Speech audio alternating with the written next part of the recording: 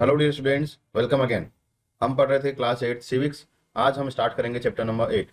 इसमें हम अपने कंट्री में मार्जिनलाइज जो सेक्शन है उसके बारे में डिस्कस करेंगे। कैसे मार्जिनलाइजेशन की जो प्रोसेस है वो इवॉल्व होती है और अपने कंट्री में एक नया एक अलग से सेक्शन जो है वो डेवलप होता है।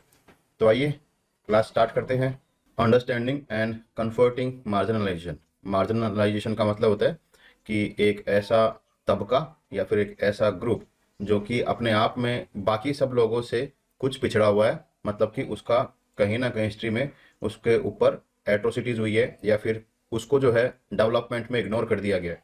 तो ऐसा एक सेक्शन डेवलप हुआ और इस पूरी प्रोसेस को ही बोलते हैं क्या, मार्जिनलाइजेशन। और इसको ही हम आज इसके चैप्टर में पढ़ने वाले हैं। और चैप्टर को स्टार्ट करने से पहले चैप्टर में आने वाली इंपॉर्टेंट टर्म्स।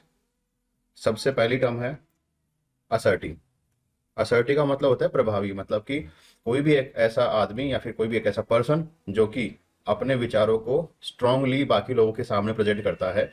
मतलब कि उसके आइडिया या फिर उसके व्यूज होते हैं वो बाकी सब लोग फॉलो करते हैं, स्ट्रांगली उसको बिलीव करते हैं। तो इसको क्या बोलते हैं, असर्टिव। नेक्स्ट है कन्फर्म। कन्फ्रंट का मतलब होता है जैसे किसी का सामना करना। ठीक है, जैसे कोई मुसीबत आ गई, कोई चैलेंज आ गया, तो उसका सामना करते हुए आप आगे से आगे बढ़ते जाओ, तो इसको बोलते हैं क्या, confer. Is to come face to face or to challenge someone or something. It refers to groups challenging their marginalization. ठीक है, तो यहां से कन्फर्ट का मतलब हो गया कि उस एट्रोसिटीज के खिलाफ लड़ते हुए आगे से आगे बढ़ते जाना। ये मार्जिनलाइज जो सेक्शन था उसके लिए एक तरह से ये सिचुएशन थी कि वो कन्फर्ट करते हुए आगे से आगे बढ़ते जा रहे हैं। नेक्स्ट है डिस्पोज्ड। डिस्पोज्ड का मतलब होता है कि is to have to give up ownership और to give up authority. Disposed का मतलब आप ऐसे समझ सकते हो कि आपके पास में कोई पावर थी और आपने वो पावर गिव अप कर दी, मतलब अब आपको आपको पावर की कोई जरूरत नहीं है, तो इसको क्या बोलेंगे, डिस्पोज्ड। ठीक है, पावर का मतलब होता है कि जैसे अथॉरिटी, आपको कोई काम करने की, जैसे मान के चलो क्यों आपको क्लास में मॉनिटर बना दिया, अब आपके पास वो मॉनिटर की पोस्ट नहीं है, तो आपने क्या किया, उस पोस्ट को एक्चुअल में वो पावर जो थी उसको डिस्पोज कर दिया, मॉनिटर की पोस्ट की पावर को डिस्पोज कर दिया। नेक्स्ट होता है डिस्पोज मतलब नेक्स्ट होता है ostracize. Ostracize means to include or banish an individual or a group. Means to exclude or banish an individual or a group. It also refers to a social boycott of an individual and his family. देखो ostracize का मतलब आप ऐसे समझ सकते हो कि किसी को, किसी पर्सन को या किसी फैमिली को या किसी ग्रुप को एक जैसे कम्युनिटी होती है उससे बाहर कर देना। ऐसे होता है ना कि जैसे इसको जात बाहर कर दिया, इसको जात से बाहर निकाल दिया, इसको घर से बाहर निकाल दिया, मतलब कि ये अब हमारा इससे कोई रिलेशन नहीं है। तो ऐसा जब किया जाता है तो उसको क्या बोलते हैं, ऑस्ट्रेसाइज। ऑस्ट्रेसाइज बोलते हैं इसको। ठीक है, ऑस्ट्रिसाइज। हाँ ऑस्ट्रेसाइज। नेक्स्ट है yes sir. Morally. Morally reprehensible. Morally reprehensible का मतलब होता है कि refers to an act that violates all norms of decency and dignity that a society believe in. Generally, it refers to a hideous and repugnant act goes against all the values that that a society has accepted. Moral रिप्रेहेंसिबल का मतलब आप ऐसे समझ सकते हो कि जैसे कोई सोसाइटी है और उसके कुछ रूल्स होंगे कि पर्टिकुलर लोग इस तरह से रहेंगे या फिर इस तरह से बाकी लोग उससे बिहेव करेंगे। तो अगर कोई इस तरह के रूल्स और ये जो रेगुलेशंस होते हैं इनको फॉलो नहीं करता है तो इसी को क्या बोलते हैं, मोरली रिप्रेहेंसिबली। तो इसमें यही होता है कि आप जो है ये जो रूल्स और जो लॉज एक सोसाइटी के होते हैं उनको वायलेट करते हो। ठीक है, नेक्स्ट है पॉलिसी। पॉलिसी का मतलब होता है कि जैसे कोई काम करना है या फिर कोई पॉलिसी का मतलब आप ऐसे भी समझ सकते हो कि जैसे कोई काम करना है किसी डेवलपमेंट के लिए या फिर किसी के उत्थान के लिए, तो उसमें क्या होगा कि आप एक रोड मैप बनाओगे, मतलब कि आप पॉइंट टू पॉइंट लिखोगे चीज़ों को कि हमको पहले ये करना है, उसके बाद ये करना है, इससे ये होगा। तो इस तरह की जब आप उसको सीक्वेंस में पॉइंट बाय पॉइंट आप उसको एक तरह से समराइज करते हो, उसी को बोलते हैं पॉलिसी। ठीक है, policy is a stated course of action that provides direction for the future, sets goal to be achieved, or lays out principles and guidelines to be followed and acted upon. ठीक है, कि मतलब आपने कोई future plan बनाया और उसके ऊपर आपको कैसे काम करना है, इसी का पूरा एक तरह से उसमें इंफॉर्मेशन होती है, उसी को क्या बोलते हैं, पॉलिसी। उसके बाद में आता है दलित। दलित का रियल मीन तो ये होता है कि जैसे बिखरा हुआ, टूटा हुआ, मतलब दलित एक्चुअल में ऐसे पर्सन्स को या फिर ऐसे कम्युनिटी को बोल सकते हैं कि जो एक्चुअल में जो मेन स्ट्रीम जो एक्चुअल में जो कल्चर है उससे उसको एक्सक्लूड कर दिया गया हो, या फिर जो मेन स्ट्रीम जो डेवलपमेंट है उससे उसको बाहर निकाल दिया गया हो, उसको एक तरह से साइडलाइन कर दिया गया हो, तो उसको बोलेंगे Dalit. This word is used deliberately and actively by groups to highlight the century-old discrimination these people have suffered within in the class system. मतलब कि ये जानबूझ के दलित शब्द का यूज किया जाता है क्योंकि दलित में एक्चुअल में वो गुस्सा है, इस शब्द में ही वो एक्चुअल में वो गुस्सा है कि जो वो दिखाते हैं कि इनके ऊपर जो पास्ट था उसमें कितने एट्रोसिटीज हुई है, कितना उनके साथ डिस्क्रिमिनेशन हुआ है, तो इसी वजह से इसको यूज किया जाता है कुछ पीपल्स के लिए या फिर कुछ ग्रुप ऑफ पीपल्स के लिए, ठीक है। नेक्स्ट है फंडामेंटल राइट्स। ये तो पूरा का पूरा चैप्टर आपने पढ़ा है। फंडामेंटल राइट्स मतलब कि कॉन्स्टिट्यूशन में आपको कुछ ऐसे राइट्स गिवन है जिनको कोई भी आपसे नहीं छीन सकता और वो आपके जीवन के लिए एसेंशियल है, आपकी लाइफ के लिए एसेंशियल, उसको बोलेंगे फंडामेंटल राइट्स। अनटचेबिलिटी मैं आपको बता चुका हूँ कि ऐसे अनटचेबिलिटी का मतलब होता है कि जो छूने योग्य नहीं है। अब आप ये किसी चीज के लिए बोल सकते हैं, किसी पर्टिकुलर पर्सन के लिए बोल सकते हैं, तो ये होता है untouchability. Social justice, social justice का मतलब होता है कि समाज में सबको इक्वल ट्रीट किया जाए, इक्वल तो जस्टिस। उसको बोलेंगे सोशल जस्टिस, ठीक है, equal justice to all the member of the society. Adivasis, Adivasis का मतलब होता है कि ऐसे लोग जो कि फॉरेस्ट वगैरह में, अभी भी फॉरेस्ट में फॉरेस्ट वगैरह में रहते हैं, ये जो मॉडर्न जो कल्चर है उसको अभी तक उन्होंने अडॉप्ट नहीं किया, एक्सेप्ट नहीं किया है, तो उनको क्या बोलेंगे, आदिवासी। आदिवासी जैसे कि आदिवासी, आदि का मतलब फॉरेस्ट और वासी का मतलब जहाँ पे वो रहते हैं, ठीक है। रहते हैं। द फॉरेस्ट और tribal people living in their aboriginal state the lifestyle, तो इसको क्या बोलेंगे, आदिवासीज। नेक्स्ट है डिस्पासिस। आदिवासी। डिस्पासिस का मतलब होता है to give up ownership and authority, जो कि अभी स्टार्ट में आया था। तो इसमें भी ये होता है कि आपके पास कोई अथॉरिटी है, ये आपने उसको एक एक्चुअल में उस अथॉरिटी को गिव अप कर दिया, तो उसको क्या बोलेंगे, क्या, डिस्पासिस या फिर डिस्पोज। डिस्पासेस। उसके बाद में आता है मैनुअल स्कैवेंजर्स। मैनुअल स्कैवेंजर्स का मतलब होता है जैसे कि आजकल तो हाँ जैसे ये होते हैं, जैसे सिविल लाइंस होती है जिसमें वेस्ट मटेरियल जो होता है वो फ्लो होके एक पर्टिकुलर जगह पे जाके डंप होता है। लेकिन पहले क्या होता था कि पहले मैनुअली उसको इकट्ठा करके और फिर बाद में उसको ट्रांसपोर्ट किया जाता था एक डंप यार्ड में। लेकिन उस वक्त जो ये काम करते थे वो लोग एक्चुअल में उनको दलित कहा जाता था, क्योंकि इस काम को छोटा माना जाता है, क्योंकि गंदगी से भरा हुआ काम है, इसमें हर कोई इन्वॉल्व नहीं होना चाहता था। लेकिन क्योंकि वो एक पर्टिकुलर कास्ट से बिलोंग करते थे, इसी वजह से उनको ये काम मजबूरी में करना पड़ता था। तो वो जो काम करते थे उसको बोलते हैं मैनुअल स्कैवेंजिंग, मतलब कि आप मानवीय मतलब कि हाथों से आप उस वेस्ट को उठा के कहीं और डंप कर रहे हो, इसी को बोलेंगे क्या, मैनुअल स्कैवेंजर। जो कर रहे हैं उनको मैनुअल स्कैवेंजर, और ये जो प्रोसेस है इसको बोलेंगे manual scavenging. Okay, yes sir. Next देखो, वोट मार्जिनलाइजेशन मींस, मतलब सबसे पहला तो क्वेश्चन अपने पास में यही आता है कि चैप्टर का मतलब है कि अंडरस्टैंडिंग मार्जिनलाइजेशन, मतलब कि मार्जिनलाइजेशन होता क्या है, उसके बाद तो समझेंगे कि इसका प्रोसेस क्या है।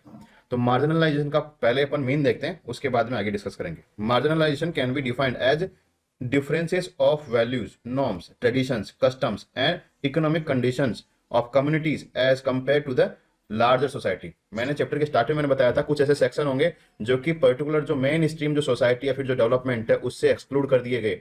किसी भी रीजन से हो सकता है, उसकी कास्ट की वजह से हो सकता है, या उनकी ट्रेडिशन से हो सकता है कि उनका ट्रेडिशन अलग है, या फिर उनके कस्टम्स अलग हैं, या फिर ऐसे हो सकता है कि उनको वो काम ऐसा करते हैं जिसकी वजह से लोग उनको सोसाइटी में एक्सेप्ट नहीं करते हैं।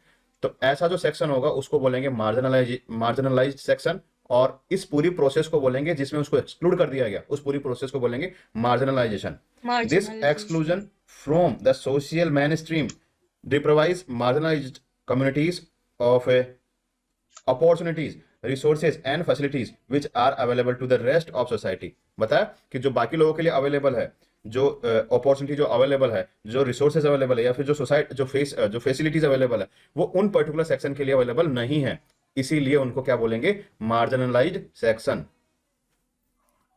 नेक्स्ट है marginalise communities feels dis disadvantaged and handicapped compared to those who are who are affluent, educated and enjoy privileges in all works of life. मतलब कि वो लोग जो है अपने आप में इस तरह का फील करते हैं कि उनको जो है चीज़ों को उनके लिए चीज़ें एक्सेसिबल नहीं है, उनको अपॉर्चुनिटीज एक्सेसिबल नहीं है, तो मतलब उनके लिए डिसएडवांटेज है। तो अपने को एक्चुअल में डिसएडवांटेजेस के लिए अपने आप को वो फील करते हैं, या फिर वो अपने आप को ऐसे फील करते हैं कि वो जो है ना उनमें कुछ कमी है, इस वजह से उनको इस तरह की चीज़ों से दूर रखा जा रहा है। खुद को वो अपने आप को ऐसे कमजोर फील करते हैं। क्यों? क्योंकि वो जब अपने आसपास में जब लोगों को देखते हैं, जैसे जो प्रिविलेज जो लोग हैं, प्रिविलेज मतलब जिनके पास में वो सुविधाएं एक्सेस करने की पावर है या अथॉरिटी है, तो वो उनसे जब अपने आप को कंपेयर करते हैं तो सोचते होंगे कि हमारे में ऐसी क्या कमी है जो ये सब चीज़ों को अवेल कर रहे हैं और हम इन सब चीज़ों को अवेल नहीं कर पा रहे हैं। तो ये सारी चीज़ें जो है पूरे लाइफ टाइम तक एक मार्जिनलाइज सेक्शन से बिलोंग करने वाले एक पर्टिकुलर मेंबर के मन में हमेशा रहती है। ऐसा नहीं है कि कोई आपके ऊपर आके ठप्पा लगाएगा, मोहर लगाएगा कि आप मार्जिनलाइज सेक्शन से हो। बस ये सोसाइटी की एक थिंकिंग, एक बिलीफ है। ऐसा कुछ भी नहीं है कि आपको कोई सर्टिफिकेट मिलता है कि हाँ आप मार्जिनलाइज्ड हो या फिर आप मार्जिनलाइज नहीं हो। बस ये सोसाइटी की एक बिलीफ है, उसके हिसाब से चीजें होती है। ठीक है, तो आपको मार्जिनलाइजेशन का मतलब समझ में आया? Yes sir. कोई डाउट यहाँ तक? No sir. सौम्या? सर हाँ यस सर। बेटा, आप लेट ज्वाइन हुए थे तो आपको ये जो टर्म्स हैं वो तो खुद से करनी है, और बाकी कल की चैप्टर में पूछ ओके लेना। सर। यहाँ पे मैंने आपको मार्जिनलाइजेशन बताया, तो ये मीनिंग समझ में आया क्या होता है ये कम्युनिटी? Yes sir. ओके, हाँ कोई डाउट पूछो।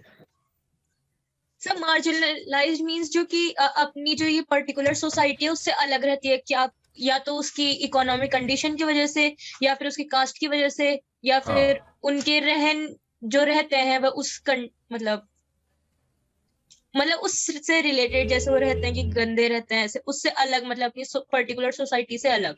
हाँ, वो कुछ भी रीजन हो सकता है। वो रीजन हो सकता है उनके कास्ट की वजह से, हो सकता है उनके कल्चर की वजह से, हो सकता है ट्रेडिशन उनके अलग हो सकते हैं, या फिर ऐसा हो सकता है कि उनका वर्क कंडीशन अलग हो सकता है, उनका लिविंग स्टैंडर्ड अलग हो सकता है, कुछ भी हो सकता है वो, लेकिन जिसकी वजह से वो अपने आप को अलग पाते हैं मेन स्ट्रीम कम्युनिटी से। Okay, yes sir. Yes sir. Next देखते हैं, व्हाट मेड देम मार्जिनलाइज। मतलब ऐसा क्या रीजन है कि पर्टिकुलर लोगों को इस तरह से एक्सक्लूड कर दिया जा रहा है? मतलब क्या रीजन है? क्या कोई जानबूझ के ऐसा चाहता है कि मैं मार्जिनलाइज में अपने आप को फील करूं? कोई नहीं चाहेगा अपना ऐसा लाइफस्टाइल, लेकिन फिर भी उनको ऐसा फील करना पड़ता है, एवरी डे वो ऐसा फील करते हैं। क्या रीजन है उसके पीछे कि वो इस तरह से मार्जिनलाइज बन गए? उसके बारे में देखते हैं। The marginalization of various groups or sections of society could be because they lived in the far-flung areas away from center of social and political activities, and because they had a language or culture or religion that was different from the dominant people.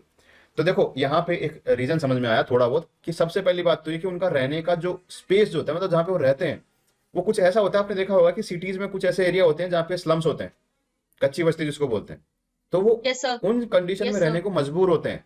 मतलब कि आप देखोगे कि उसके आसपास में कोई development नहीं होता, मतलब वहाँ पे ना तो कोई फैसिलिटीज है, मतलब कि ना तो वहाँ पे ड्रिंकिंग फैसिलिटीज है, ना वहाँ पे जो ह्यूमन वेस्ट है इसके लिए फैसिलिटीज फूड। है, ना फूड के लिए कोई फैसिलिटी है, वहाँ पे गंदगी इतनी रहती है, किसी प्रकार का कोई सफाई नहीं है।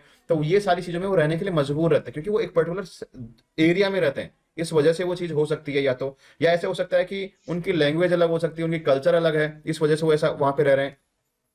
जो कि मेन स्ट्रीम जो सोसाइटीज है, जैसे डोमिनेंट पीपल जो होते हैं, मतलब कि जो लार्जर जो कम्युनिटी है, उनसे वो अपने आप को अलग पाते हैं। ठीक है, they could also feel marginalised because they were poor and had a low position in society.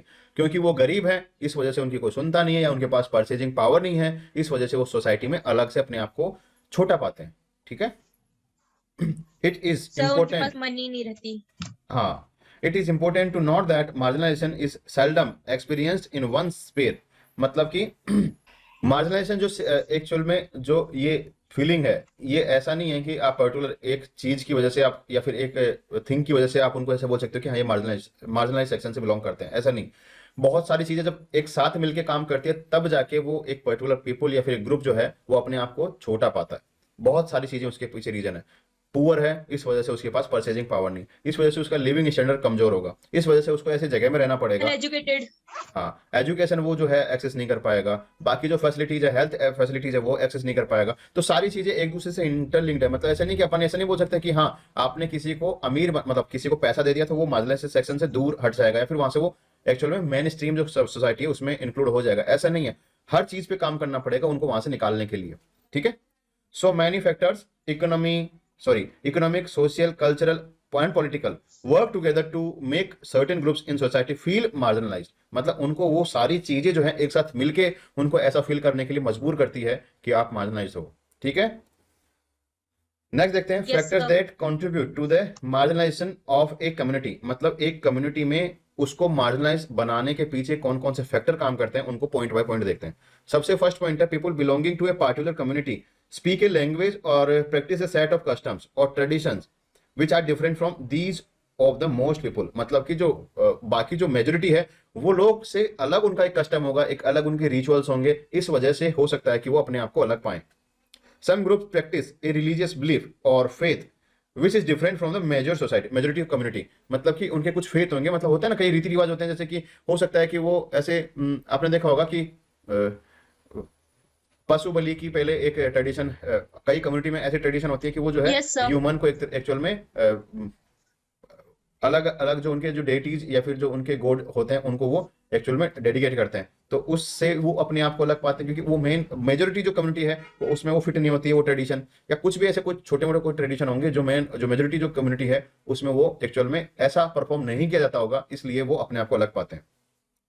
Particular sections of the society are economically weaker. मतलब कि मार्जिनलाइज सेक्शन में आप देखोगे तो मेजोरिटी जो लोग होंगे वो पुअर होंगे, तो एक ये बोल सकते हैं कि इकोनॉमिक कंडीशन उनकी वीक होती है, इस वजह से भी वो अपने आप को मार्जिनलाइज जो है वो फील करते हैं, ठीक है। Yes, sir. आप देखते हैं कि मार्जिनलाइज सेक्शन में देखो आपको एक पर्टिकुलर कम्युनिटी के बारे में बता दिया, अब इसमें कुछ भी हो सकता है, मतलब कोई भी हो सकता है, इसमें ऐसा नहीं है कि कोई कास्ट से बिलोंग कोई पर्सन है वही होगा। लेकिन नेक्स्ट पॉइंट है हु आर दलित और SC ST and Adivasi. Marginalise section ये हो गया। अब देखते हैं SC ST क्या होते हैं, या फिर दलित्स क्या होते हैं, या फिर आदिवासी क्या होते हैं। तो देखो मैं आपको बताता हूँ, जो दलित्स होते हैं ना वो एक्चुअल में ये मार्जिनलाइज सेक्शन से बिलोंग करने वाले कुछ लोगों को आप इसमें इंक्लूड कर सकते हो दलित्स में। दलित्स का मतलब ये होता है कि उनके ऊपर उनकी कास्ट की वजह से उनके ऊपर एट्रोसिटीज होती है, कि वो पर्टिकुलर कास्ट से बिलोंग करते हैं, इसलिए उनके ऊपर एट्रोसिटीज होती आई है पास्ट में, आज भी उनके ऊपर एट्रोसिटीज होती है। उनको वो पर्टिकुलर जो एक्चुअल में जो जिनको बोलते हैं कि ऐसे काम जिसमें कि हर कोई आदमी वो नहीं करना पसंद करेगा, हर कोई जो ह्यूमन है वो पसंद नहीं करेगा वो काम करना, जैसे मैनुअल स्क्वेंजिंग है, तो ऐसे कामों से वो जुड़े रहे हैं अपने पास्ट से, उनको मजबूरी में जुड़ा रहना पड़ा। ऐसे नहीं है कि उनकी इच्छा होती है, लेकिन सोसाइटी या फिर जो उनकी जो कास्ट सिस्टम है, जो अपर कास्ट है, उन्होंने पास्ट में उनके ऊपर एट्रोसिटीज की, इस वजह से उनको मजबूरी में काम करना पड़ा, इसीलिए उनको बोलते हैं क्या, दलित, ठीक है। नेक्स्ट है SC और ST। SC का मतलब होता है शेड्यूल्ड कास्ट। शेड्यूल्ड कास्ट का मतलब होता है जो दलित्स जो होते हैं उनको एक्चुअल में इस पर्टिकुलर एक सेक्शन बना दिया कॉन्स्टिट्यूशन में और उसको बोला गया शेड्यूल्ड कास्ट। मतलब कि इसमें वो लोग होंगे जो कि पर्टिकुलर डैश डैश डैश, मतलब कि पर्टिकुलर जैसे दलित्स या फिर जो दलित्स होंगे, या फिर ऐसी कोई कास्ट होगी जो ऐसी एट्रोसिटी से गुजरी है जो कि दलित्स उस एट्रोसिटी से गुजरे हैं, तो उनको एक्चुअल में उस एक लिस्ट बना दी गई कॉन्स्टिट्यूशन में और उस पूरे ग्रुप को बोल दिया क्या, शेड्यूल्ड कास्ट। Scheduled caste. अब बात आती है आदिवासी। आदिवासी देखो जो लोग फॉरेस्ट वगैरह में रहते हैं उनके ट्रेडिशन अलग होते हैं, वो मेन स्ट्रीम जो डेवलपमेंट होता है उनको नहीं पता कि कपड़े कैसे पहनते हैं, उनको नहीं पता मोबाइल फोन क्या होता है, वो अपने उस पर्टिकुलर जो ट्रेडिशन में जो वो पहले से रहते आए हैं उसी में वो रहना पसंद करते हैं, उनको बोलते हैं आदिवासी। अच्छा, आदिवासी जो होते हैं वो ही क्या, उन्हीं में से अलग अलग ट्राइब्स होती है। जो ट्राइब्स क्या होती है, उन आदिवासीज में भी कुछ ऐसे जैसे अपने गांव होता है, गांव में अलग अलग ढाणियां होती है, मतलब अलग अलग कम्युनिटी होती है, तो वैसे ही वहां पे भी अलग अलग ट्राइब्स के अलग अलग एरिया होते हैं। सारे आदिवासी हैं, उनमें से भी अलग अलग ट्राइब्स के कुछ एरिया होते हैं, तो उनमें से जो ट्राइब्स हैं उनको अगर कॉन्स्टिट्यूशन ने जैसे कि उसको अलग अलग ट्राइब्स को एक्चुअल में एक लिस्ट बना दी और उस पूरी कम्युनिटी को बोल दिया गया क्या, शेड्यूल्ड ट्राइब्स। मतलब Scheduled जो आदिवासीज हैं उनसे निकाल के बनाया गया क्या, शेड्यूल्ड ट्राइब्स, और जो दलित्स हैं उनसे निकाल के क्या बनाया गया, शेड्यूल्ड कास्ट। SCs caste. दोनों समझ में आया, शेड्यूल्ड कास्ट और शेड्यूल्ड ट्राइब कहां से आया है, ठीक है। Yes, sir. नेक्स्ट देखते हैं, what do you understand by them minority, what do you understand by term minority. अब देखो शेड्यूल्ड कास्ट हो गया, शेड्यूल्ड ट्राइब हो गया, दलित्स हो गए, आदिवासी हो गए, मार्जिनलाइज्ड सेक्शन हो गए। अब बात आती है जो माइनॉरिटी होती है। माइनॉरिटी का मतलब आप ऐसे समझ सकते हो, एक पर्टिकुलर एरिया या फिर एक पर्टिकुलर जैसे आप बोल सकते हो स्टेट या फिर कंट्री जिसमें जो जिनकी पॉपुलेशन कम है, मतलब कि उनकी स्ट्रेंथ कम है, वो लोग अपने आप को क्या उनको क्या बोलेंगे, माइनॉरिटी, मतलब कि वो अपने उनके, माइनॉरिटीज। हाँ, उनके कल्चर अलग हो सकता है, उनका रिलीजन अलग हो सकता है, उनका एक्चुअल में आप बोले तो जैसे ये रहने का तरीका अलग हो सकता है, तो वो क्या है, माइनॉरिटी। ठीक है, यस सर। इसको थोड़ा अच्छे से देखते हैं। माइनॉरिटी जो है वो दो तरह की अपने कॉन्स्टिट्यूशन में बताई गई है। दो तरह की कॉन्स्टिट्यूशन में माइनॉरिटी कौन सी हो सकती है? एक तो वो लोग जो पर्टिकुलर रिलीजियन के हिसाब से उनको माइनॉरिटी में रखा गया है। जैसे अपने यहाँ पे देखिए तो इंडिया में मुस्लिम्स। सबसे ज्यादा जो लोग यहाँ पे रहते हैं वो कौन रहते हैं? हिंदू लोग यहाँ पे ज्यादा रहते हैं, मतलब हिंदू। हिंदुइज्म को फॉलो करने वाले लोगों की यहाँ पे पॉपुलेशन ज्यादा है। तो ये क्या हो गई? ये मेजोरिटी हो गई। कंपैरिजन में आता है ये चीजें, आप किसी और कम्युनिटी से कंपेयर करोगे तब जाके आपको पता लगेगा कि मेजोरिटी कौन सी है, माइनॉरिटी कौन सी है। जिसकी स्ट्रेंथ ज्यादा वो मेजोरिटी, जिसकी स्ट्रेंथ कम वो माइनॉरिटी। अब देखो यहाँ पे देखते हैं कि लगभग 80% के आसपास हिंदू पीपुल जो है वो यहाँ पे रहते हैं, लेकिन बाकी बचे 20%, उनमें से भी लगभग 14% के आसपास मुस्लिम्स यहाँ पे रहते हैं। तो मुस्लिम्स भी यहाँ पे माइनॉरिटी में है, और लगभग उससे नीचे फिर बाद में पॉपुलेशन आती है, वो जैसे सिख्स होते हैं या क्रिश्चियंस होते हैं, बुद्धिस्ट जो रिलीजन है उसको मानने वाले लोग होते हैं, या फिर जैसे ये क्या बोलते हैं, जैनिज्म को फॉलो करने वाले जो लोग होते हैं वो होते हैं। मतलब ये सारे क्या हैं? ये सारे माइनॉरिटी में है। हिंदू एक्चुअल में हिंदुइज्म से अगर आप इसको कंपेयर करते हो तो, ठीक है। तो मेजोरिटी और माइनॉरिटी समझ में आया अपने इंडिया में? ये तो था, यस सर। ये तो था रिलीजन के आधार पे माइनॉरिटी और मेजोरिटी। अब होता है एक लिंग्विस्टिक माइनॉरिटी और लिंग्विस्टिक मेजोरिटी। लिंग्विस्टिक का मतलब क्या होता है? जैसे मान के चलो कि अभी अपन राजस्थान में है, राजस्थान में मेजर जो पीपुल्स हैं वो कौन सी लैंग्वेज में बात करते हैं, कम्युनिकेट करते हैं? मारवाड़ी। मारवाड़ी या फिर हिंदी? यहाँ पे कोई, हाँ, यहाँ पे कोई तमिल बोलता है क्या? No sir. तमिल तेलुगु कोई कुछ लोग बोलते होंगे, लेकिन ऐसे नहीं कि सभी लोग उसको यूज करते हैं। तो यहाँ पे ये जो तमिल और तेलुगु जो लैंग्वेज जो बोलने वाले लोग हैं वो एक्चुअल में माइनॉरिटी हुई कि नहीं हुई यहाँ पे राजस्थान में?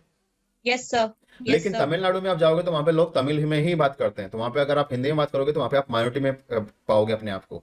तो ये होता है लिंग्विस्टिक माइनॉरिटी, मतलब भाषा के आधार पे अगर आप किसी एक पर्टिकुलर एरिया को देखते हो तो उसमें जो मैक्सिमम जो पीपल एक पर्टिकुलर लैंग्वेज को फॉलो करते हैं वो वहां पे मेजोरिटी, और जो बाकी जो बची हुई जो लैंग्वेज है वो वहां पे माइनॉरिटी। उनको क्या बोलेंगे? लिंग्विस्टिक मेजोरिटी या फिर लिंग्विस्टिक माइनॉरिटी। तो ये जो है इस तरह की माइनॉरिटी जो है अपने कॉन्स्टिट्यूशन बताई गई है। दो तरह की माइनॉरिटी बताई गई है अपने कॉन्स्टिट्यूशन में, रिलीजियस और लिंगुअल। ठीक है, दोनों में डिफरेंस समझ में आया? Yes sir. नेक्स्ट देखो, scheduled caste and scheduled tribes.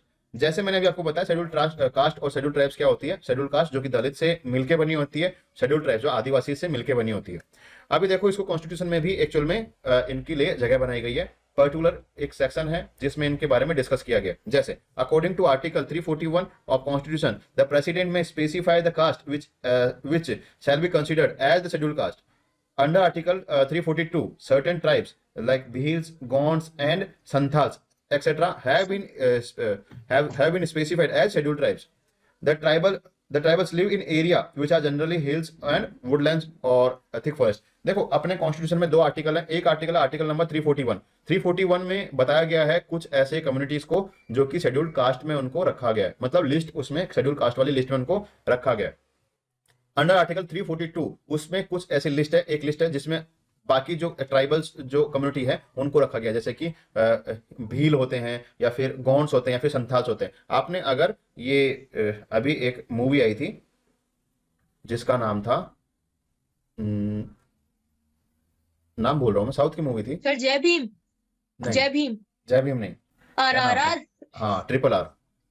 हाँ ट्रिपल आर जो मूवी थी, हाँ उसमें जो भीमा जो था, भीमा एक कैरेक्टर का नाम था, वो गोंड कम्युनिटी से बिलोंग करता है। गोंड कम्युनिटी जो कि ट्राइबल कम्युनिटी है, और उसको वहां पे एक्चुअली में दिखाया गया कि वो लोग जो है फॉरेस्ट में रहते हैं। फॉरेस्ट ही उनका लिए एक मतलब कि पूरा जीवन है, उसमें उनके लिए मतलब जल, जंगल और जमीन, ये तीन उनके फॉर्मूला है। जल मतलब जो रिवर वगैरह है, जंगल मतलब जहां वो रहते हैं, जमीन मतलब जिसके ऊपर वो सारा फॉरेस्ट है। उनके लिए बस यही तीन एक्चुअल में जीवन का मेन मोटो है कि हमको इनको सिक्योर करना है। तो गोंड ट्राइब के बारे में उसमें बताया गया, अगर आपने देखा होगा तो वो गोंड ट्राइब जो है अपने कॉन्स्टिट्यूशन में अंडर आर्टिकल 342 उसमें इस गोंड ट्राइब को as a scheduled tribe notify किया गया है। ठीक है, यस सर। जैसे मैंने आपको बताया ट्राइबल जो होते हैं वो एक्चुअल में हिल्स या फिर जंगल होते हैं, जो कि फॉरेस्ट के इलाके ही होते हैं लगभग। They have poor literacy rate and are engaged in primitive occupations such as hunting and gathering of forest produces। मतलब कि ये अब जंगल में रहते हैं तो ऐसे तो नहीं है कि वहां पे कोई अलग से स्कूल होगा इनके लिए। जो स्कूल होते हैं वो तो सिटीज में होते हैं, तो वो सिटीज से उनका कोई रिलेशन ही नहीं है, मतलब यहाँ पे आना जाना ही नहीं है उनका। वो तो उनकी लिटरेसी रेट भी जो है ना बिल्कुल लगभग जीरो के बराबर ही रहती है। मतलब बहुत कम लोग उनमें ऐसे होते हैं कि जो कि मेन स्ट्रीम एजुकेशन को प्राप्त करते हैं। आजकल तो फिर भी थोड़ा सा गवर्नमेंट उनके ऊपर इन्वेस्ट कर रही है कि स्कूल ही वहां पे एक्चुअल में स्टेब्लिश किए जा रहे हैं कि वो वहीं के वहीं वो उस चीज को पढ़ सकें। तो इनकी लिटरेसी रेट कम होती है, मतलब वो साक्षर कम होते हैं, पढ़े लिखे कम होते हैं। और उनका एक्चुअल में जो ऑक्यूपेशन होता है, मतलब जो जीवन जीने का जो मीडियम होता है वो क्या होता है, जैसे या तो वो शिकार करेंगे जानवरों का, उससे वो खाना अपना प्राप्त करेंगे, या फिर क्या करेंगे जो जंगल में जो प्रोड्यूस होता है, जो मतलब कि जैसे लकड़ियां हैं या फिर कोई फल फ्रूट है, इनको वो गैदर करेंगे, इकट्ठा करेंगे और आसपास के जो इनके मार्केट होंगे उसके अंदर वो उनको पहुंचाएंगे, तो वहां से उनको थोड़ा बहुत पैसा मिलेगा जिससे कि वो काम करेंगे। बाकी मैक्सिमम चीजें ये एक्चुअल में सेल्फ सस्टेन रहते हैं। ये जो ट्राइब्स होती है ना, इनको मार्केटिंग चीजों का कोई मतलब नहीं आता। इनको ना तो सॉल्ट चाहिए, ना इनको चिल्ली चाहिए, कुछ नहीं चाहिए। ये नॉर्मल बिना इनके भी वो जो है अपना खाना बना सकते हैं। तो ये एक्चुअल में सर सेल्फ सफिशिएंट ये रहते हैं। हाँ, सर द्रौपदी मुर्मू है तो वो शेड्यूल ट्राइब से हैं या शेड्यूल कास्ट से हैं? द्रौपदी मुर्मू आई थिंक बेटा शेड्यूल ट्राइब्स हैं, शेड्यूल ट्राइब्स हैं वो। Yes sir. बाकी मैं कल आपको कंफर्म करके बताऊंगा। Next yes sir. देखो, they continue to live in poverty, they suffered much injustice and exploitation at hands of the outsiders. मतलब जब जब देखो ये शेड्यूल कास्ट और शेड्यूल ट्राइब जो है ऐसी कंडीशन में रह रहे हैं जहां पे इनको एजुकेशन नहीं, हेल्थ फैसिलिटीज नहीं, बाकी इनको नॉलेज नहीं चीजों को जानने का, मतलब कि हर तरह से ये अपने आप को क्या पा रहे हैं, जो इनके आसपास इनके साथ वाले जो लोग हैं जो कि एक्चुअल में कहाँ सिटीज में बड़े हो रहे हैं, वो तो इनसे ज्यादा आगे निकल जाएंगे ना। तो इसी वजह से जो है शेड्यूल ट्राइब्स और शेड्यूल कास्ट के लिए इसी वजह से रिजर्वेशन की आवश्यकता की पड़ती है। कई लोग बोलते हैं रिजर्वेशन को हटा देना चाहिए, लेकिन जब वो जब इन सब चीजों को इग्नोर करते हैं, जब तब वो ऐसा बोलते हैं। उनको ये पता नहीं है कि कैसे इन्होंने एट्रोसिटीज अपने पास्ट में सही है, मतलब कैसा जीवन इन्होंने अपने पास्ट में जिया है। तो उसकी वजह से इनको इक्वल बनाने के लिए, मतलब कि जो मेन स्ट्रीम जो कम्युनिटीज हैं उनके इक्वल लाने के लिए इनको थोड़ा बहुत रिलैक्सेशन दें तो वो गलत नहीं होगा। ठीक है। Yes sir. अभी देखो एक कम्युनिटी और है जिसको बोलते हैं अदर बैकवर्ड क्लासेस। ये कास्ट नहीं है, ये क्लासेज है। मतलब क्लासेज मतलब ग्रुप है। इसमें बहुत सारी अलग अलग कास्ट को एक जगह पे इकट्ठा कर दिया गया। ठीक है। तो ये होती है एक्चुअल Yes, में sir. ये भी अपने आप में एट्रोसिटीज का शिकार हुई है। किस तरह से? इतनी ज्यादा इनके ऊपर एट्रोसिटीज नहीं हुई है जितनी एससी और एसटी के ऊपर हुई है, लेकिन फिर भी इनके ऊपर जो अपने जैसे कि हिंदुइज्म में अपने बोला जाता है कि वर्णा सिस्टम होता है। वर्णा सिस्टम मतलब कि यहाँ पे चार अलग अलग तरह के वर्ण होते हैं। जैसे सवर्ण होते हैं, उसके बाद क्षत्रिय होते हैं, उसके बाद में शूद्र होते हैं, फिर बाद में एक और होता है, हाँ शूद्र होते हैं और वैश्य होते हैं। तो इसमें क्या होता है कि जो सबसे अपर को जो कास्ट होती है, उन्होंने कहीं ना कहीं जो बाकी जो उनके जो अंडर में जो काम करते थे, मतलब जो उनके सबऑर्डिनेट्स जो होते थे, उनके ऊपर कहीं ना कहीं एट्रोसिटीज की है। अब वो एट्रोसिटीज में मतलब कि एससीज और एसटीज हैं, उनके ऊपर ज्यादा एट्रोसिटीज हुई है, क्योंकि उनके तो कास्ट भी उनको ऐसे माना जाता है कि उनकी कास्ट जो है वो काम ऐसा करते हैं कि उनकी कास्ट नीची जाती है, ऐसा उनको माना जाता है। ऐसा कुछ है नहीं, लेकिन उनको माना जाता है। पास्ट में ऐसा उनके ऊपर एट्रोसिटीज हुई है। लेकिन कुछ कम्युनिटी ऐसी हैं कि उनके ऊपर कास्ट की वजह से तो नहीं, लेकिन उनके काम की वजह से उनके ऊपर एट्रोसिटीज हुई है, या फिर उनके मतलब कि आप बोल सकते हो कि उनकी पॉपुलेशन की वजह से, उनको सप्रेस करने की वजह से उनके ऊपर एट्रोसिटीज हुई है। तो ऐसे जो बाकी बची हुई कम्युनिटीज हैं उनको एक जगह पे मर्ज करके कॉन्स्टिट्यूशन में उनको लिस्ट बना दी गई और उसको बोलते हैं अदर बैकवर्ड क्लासेज। ठीक है। यस अब सर। देखो ये जो ओबीसी जो होती हैं, शॉर्ट फॉर्म इनको बोलते हैं ओबीसी, तो ये एक्चुअल में अपने पॉपुलेशन का 52% है। तो मेजोरिटी तो देखो आप देखोगे कि तो इंडिया में पॉपुलेशन के हिसाब से तो मेजोरिटी इनकी है, लेकिन इनके ऊपर एट्रोसिटीज हुई है, इस वजह से इनको अदर बैकवर्ड क्लासेस में रखा गया। पॉपुलेशन के हिसाब से नहीं, एट्रोसिटीज के हिसाब से। सर सुनो वैसे एक बार, अपने एक बार यहाँ सुनो पे तो बेटा, ज्यादा एक ओबीसी। बार एक बार सुनो, एक बार इसको कंप्लीट कर लेते हैं। देखो 52% इनकी पॉपुलेशन है, फिर भी इनके ऊपर एट्रोसिटीज हुई है। कैसी एट्रोसिटीज? देखो दो तरह की एट्रोसिटीज हो सकती है। एक तो इनको समाज में वो स्टेटस नहीं मिला जो इनको एक्चुअल में बराबरी का इनको स्टेटस मिलना चाहिए था। समाज में इनको भी ऐसे माना जाता है कि ये जो है समाज में थोड़े नीचे तबके में बिलोंग करते हैं, तो इनको एक्चुअल में सोशल जस्टिस इनको नहीं मिला। दूसरा, इनको इकोनॉमिकल जस्टिस भी इनको नहीं मिला है, मतलब इकोनॉमिक तरीके से ये बाकी लोगों से पिछड़े हुए रह गए। मतलब ये पुअर हैं, ये सोसाइटी में एक्चुअल में आप बोल सकते हो कि मार्जिनलाइज्ड है। तो इनको एक्चुअल में ऐसे थोड़ा सपोर्ट की आवश्यकता थी, जिस वजह से वो सपोर्ट कैसे दिया जाए, तो इनकी एक्चुअल में आइडेंटिफाई करके इनको एक ग्रुप बनाया गया और उस ग्रुप का नाम बोला गया अदर बैकवर्ड क्लासेस। हालांकि इस ग्रुप में 52% पॉपुलेशन है पूरे कंट्री की, लेकिन फिर भी इनको सपोर्ट की आवश्यकता है। ठीक है, यस हाँ सर। आशवी अब बताओ डाउट। हाँ सर, जो ओबीसी तो थोड़ा मतलब अदर बैकवर्ड क्लासेस में आती है, तो सर फिर मेजोरिटी के अंदर कौन सी आती है, मतलब कि जो बैकवर्ड नहीं है क्लास? ऐसी क्लास जो बैकवर्ड नहीं है और मेजोरिटी में भी आती है। तो मेजोरिटी में यस देखो, सर। मेजोरिटी में वो सारी क्लासेज हैं, वो चाहे दलित्स हो, एस सी एस टीज हो, वो सभी आती है मेजोरिटी में, क्योंकि वो सब क्या है, हिंदुइज्म को फॉलो करने वाले कम्युनिटीज हैं। हिंदुइज्म। तो वो यस मेजोरिटी तो सर। हो गई।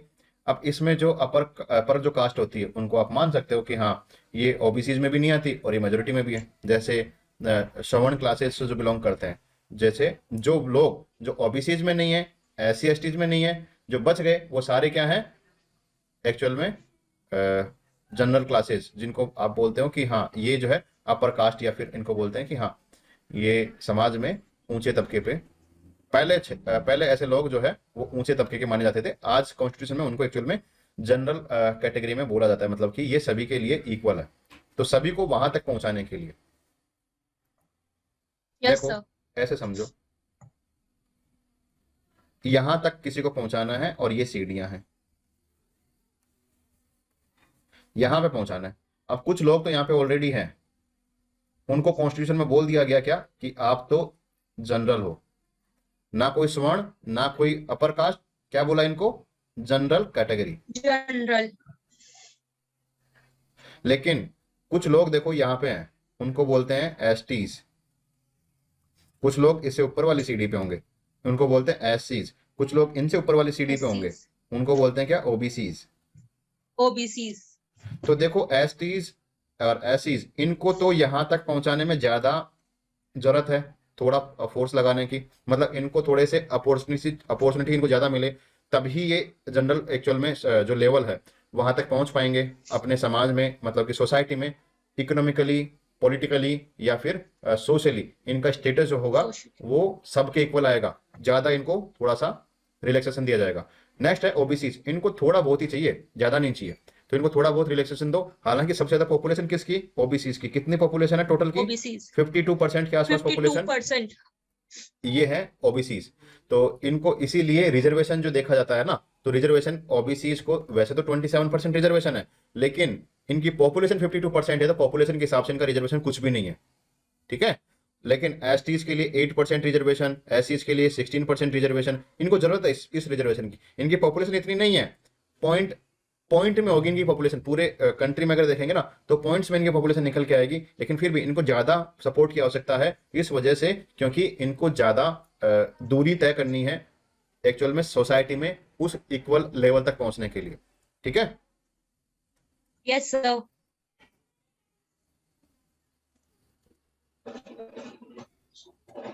चलो अभी तक तो जो है अपन चैप्टर में सिर्फ कम्युनिटीज के बारे में ही डिस्कस कर रहे थे कि सोसाइटी में कैसे कैसे कम्युनिटीज होती हैं। अब देखेंगे रीजंस फॉर मार्जिनलाइजेशन ऑफ आदिवासी। आदिवासी की बात किए थे, अब आदिवासी कैसे मार्जिनलाइज हुए उसके पीछे रीजन देखते हैं। तो रीजन देखो बहुत सारे हैं। जैसे सबसे पहला रीजन तो यही है कि डेवलपमेंट प्रोजेक्ट की वजह से उनके जो घर वगैरह हैं, मतलब जहाँ पे वो रहते हैं, उनसे उनको बेदखल कर दिया जाता है, तो उनकी लाइफ जो है वो एक्चुअल में स्टेबल नहीं रह पाती है, जैसे वो जी रहे थे वो वैसे नहीं जी पाते। इस वजह से उनका शायद हो सकता है कि वो अपने आप को ऐसा फील समझे, अपने आप को ऐसा फील करें कि उनके पास घर भी नहीं है, उनके पास रहने के लिए मतलब उनकी लाइवलीहुड नहीं है, उनके मतलब जो कल्चर वगैरह है वो सारे डिस्ट्रॉय हो गए, तो इस वजह से वो अपने आप को मार्जिनलाइज फील करते हैं। Development projects like building of road tracks and industries have acquired their land and their access to forests. Consequently, many have lost their main sources of livelihood and food because of displacement. तो ये जो displacement होता है development activities की वजह से, इस वजह से ये अपने आप को कमजोर फील करते हैं।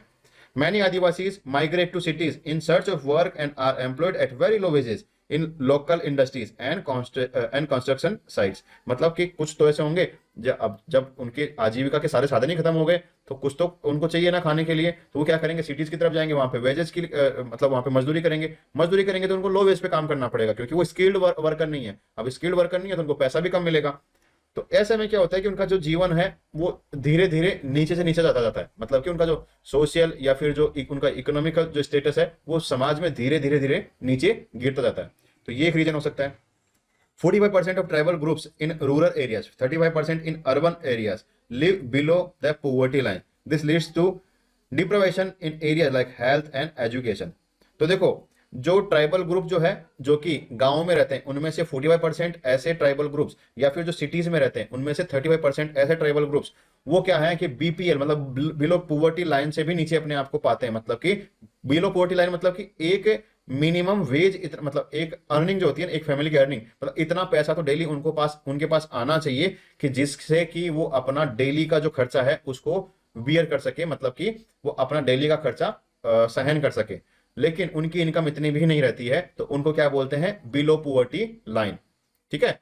तो जो ट्राइबल जो ग्रुप्स हैं उनमें से भी कई ट्राइबल ग्रुप्स ऐसे हैं जो कि इससे भी नीचे अपने आप को पाते हैं, मतलब अपने जीवन को बद से बदतर कंडीशन में अपने आप को वो जीते हैं।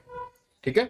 Many tribal children are malnourished and fall prey to illness. मतलब कि जब कभी ऐसे ट्राइबल जो ग्रुप से जुड़े हुए जो बच्चे हैं उनके पास इनकम ही इतनी नहीं है कि वो खा सके प्रॉपर डेली का सुबह शाम खा सके, तो इस वजह से उनके जो बच्चे होते हैं उनको न्यूट्रिशन नहीं मिल पाता। जब खाना नहीं मिलेगा बेटा तो न्यूट्रिशन कहाँ से मिलेगा, और जब न्यूट्रिशन नहीं मिलेगा तो वो लोग क्या होंगे, उनको अलग अलग बीमारियां होंगी, और ज्यादा बीमारी मतलब कि डॉक्टर का खर्चा अलग, या फिर डॉक्टर के नहीं लेके जाएंगे तो उनकी फिर बाद में और बाकी बीमारियां उनके ऊपर हावी होती है। इस वजह से वो अपने आप को बहुत ही कमजोर स्थिति में पाते हैं। इसी को बोलते हैं मार्जिनलाइजेशन। नेक्स्ट देखो, literacy rate among tribals are very low because of lack of access to education. This is turn makes them ignorant of their legal rights and position. सबसे बड़ी कमी जो अपने कंट्री में आप देखोगे कि लिटरेसी जो है वो बहुत कम है, और रूरल जो इलाके हैं उसमें तो और भी ज्यादा सिचुएशन खराब है। इससे भी ज्यादा खराब किसमें, जो रूरल बैकग्राउंड से जो ट्राइबल जो एरिया है उसमें तो उससे भी ज्यादा खराब सिचुएशन है। क्यों? क्योंकि उनको एजुकेशन नहीं मिल पा रही है, एजुकेशन नहीं मिल पा रही है तो अपने राइट्स ही नहीं जानते। इनफैक्ट वो एडल्ट हो जाते हैं, मतलब कि वो अच्छे खासे उनकी एज हो जाती है, जैसे 30+ एज है, फिर भी वो अपने राइट्स ही नहीं जान पाते कि अपने कुछ फंडामेंटल राइट्स भी हैं कॉन्स्टिट्यूशन में, हमको इतने कुछ अपने ऊपर मतलब कि कुछ प्रिविलेज हैं तो उनका अपन अवेल करें चीजों को, लेकिन नहीं, वो उनको अवेयरनेस ही नहीं है। क्यों? क्योंकि एजुकेशन उनके पास में नहीं है। एजुकेशन का सबसे पहले उनको एक्सेस होना चाहिए, तब जाके ये चीजें होंगी। तो इस वजह से आपने सुना होगा एक डोमिनो इफेक्ट होता है। डोमिनो इफेक्ट का मतलब समझते हो? No sir. देखो, डोमिनो इफेक्ट का मतलब ऐसा होता है कि आपने ताश के पत्तों का ऐसे घर देखा है, एक के ऊपर एक ऐसे ताश के पत्ते ऐसे लगा के Yes, घर sir. बनाते हैं। Yes sir. तो देखो बेटा, डोमिनो इफेक्ट का मतलब होता है जब आप एक ताश के पत्ते को हिलाते हो ना, पूरा का पूरा घर गिर जाता है। और सोसाइटी में Yes, sir. जो ट्राइबल्स या फिर जो दलित्स या फिर जो SC/STs या फिर जो OBCs हैं, ये सारे कम्युनिटी के लोग ऐसे हैं जो इनकी जो लाइफ है वो इतनी गंदी सिचुएशन में वो अपनी लाइफ को जीते हैं। मतलब गंदी सिचुएशन का मतलब एकदम मिनिमम रिसोर्सेज में अपनी लाइफ को जीते हैं। डोमिनो इफेक्ट का मतलब अगर उनको एजुकेशन नहीं मिलता है तो उनका हेल्थ भी खराब होता है, उनका जीवन स्तर भी खराब होता है, लाइवलीहुड को उनको मीन पता नहीं होते, उनके राइट्स पता नहीं होते, तो वो सारी की वजह से मतलब एक चीज उनको नहीं मिलने की वजह से बाकी पूरी लाइफ उनकी डिस्ट्रॉय हो जाती है। तो उनमें उनकी लाइफ में ये डोमिनो इफेक्ट देखने को मिलता है। ठीक है। तो जो आदिवासीज होते हैं उनमें भी ये चीज देखने को मिलती है कि उनको एजुकेशन ना मिलने की वजह से अगर अपन एजुकेशन उनको दें तो शायद हो सकता है कि वो अपने कम से कम राइट्स के लिए तो लड़ेंगे। और आजकल ऐसे हो रहा है, आफ्टर अपना कॉन्स्टिट्यूशन के बाद में ये चीजें सुधर रही है, क्योंकि कॉन्स्टिट्यूशन में अच्छा खासा प्रोविजन इनके लिए किया गया है ऐसे सेक्शंस के लिए। ठीक है।